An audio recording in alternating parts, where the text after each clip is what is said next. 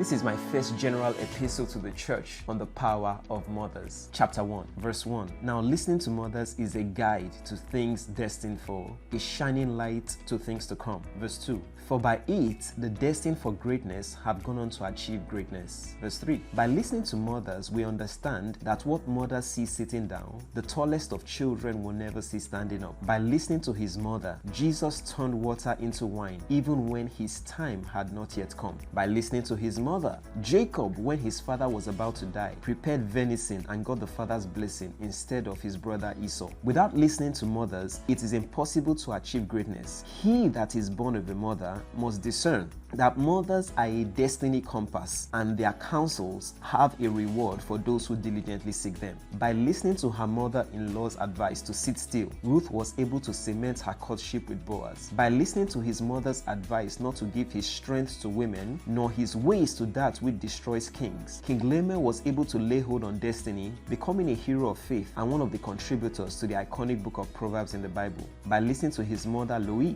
Timothy was nourished in the faith, becoming one of the most influential co-laborers of Paul the Apostle. By listening to his mother, Abraham Lincoln embraced a robust reading and learning ethic and eventually became one of the greatest presidents of the United States. By listening to his mother, Gandhi imbibed the virtue of service, making him one of the greatest icons of all time. By listening to his mother, referred to him as a mixture of Einstein and Gandhi, Obama believed against all odds he could someday become the first black president of the United States and achieved that feat. By listening to his mother, Thomas Edison believed in his innate genius. Even though his teachers told him the opposite, he eventually became the inventor of the light bulb and one of the greatest inventors of all time. By listening to his mother appear to him in a dream and advise him, Sir Paul McCartney, Let It Be, the most covered song of all time. By listening to her mother, Indra Nooyi honed her oratory skills and believed she could one day become a female president and eventually became the first female CEO of Pepsi. By listening to his mother, Ben Carson, a supposedly slow learner in childhood, learnt and mastered the skills of reading and learning, becoming the greatest pediatric surgeon of all time. By listening to his mother, iconic rapper Jay-Z resolved a long-running feud with fierce rival and fellow icon Nas, avoiding a messy battle which could have resulted in the death of both rappers, as was the case with fellow rappers Tupac and the Notorious B.I.G. By listening to his mother, Pastor Adeboye decided not to fight in the 1966 Civil War, saving his destiny from potential shipwreck. By listening to his mother's advice that he will go on to become even more successful than his uncle someday, Africa's richest man, Aliko Dangote, rather than adopt the surname of his wealthy uncle Dantata, decided to stick with his name Dangote, eventually fulfilling his mother's prophecy. By not listening to her mother, Stephanie Ike Okafor welcomed a strange friend into her life, narrowly escaping death only by the mercy of God. What more can I say? For time will fail me to tell of the likes of John D. Rockefeller, Winston Churchill, Genghis Khan, Lee Kuan Yew, Nelson Mandela, who by listening to mothers escaped tragedy, built legacies, formed great alliances, defied the odds, reversed negative patterns, avoided tragic relationships, pulled down strongholds, and conquered territories. This epistle is dedicated to my biological mother, Assistant Pastor Dr.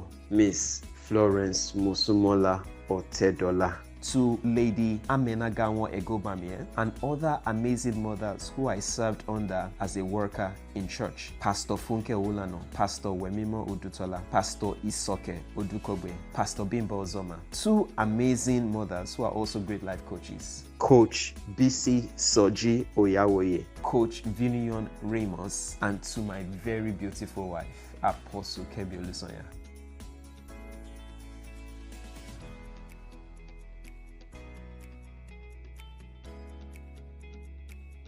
Hi there. Once upon a time in my life, I was addicted to football. I was able to break my football addiction. Then I was addicted to carbonated soft drinks. I was able to break that addiction to carbonated soft drinks. Then I was able to start new patterns in my life, consistent patterns like learning voraciously, memorizing. I eventually memorized 10 books of the Bible, over 10 books of the Bible by the grace of God. I am facilitating a training where I want to show you how to break free from negative patterns, limiting habits, overcome limiting beliefs, start new habits, build it, and then build a life that you desire. Create a life that you desire and build good positive patterns. I'm also facilitating a training on how individuals become institutions, where I show you how individuals built institutions and how they were able to use harsh economic climates and recessions to their advantage. It's a training for anybody that wants to excel in any area of your life. Right now, you can see the flyers and the QR code on your screen. I look forward to seeing you there. God bless you. Do have an amazing day, and back to the video.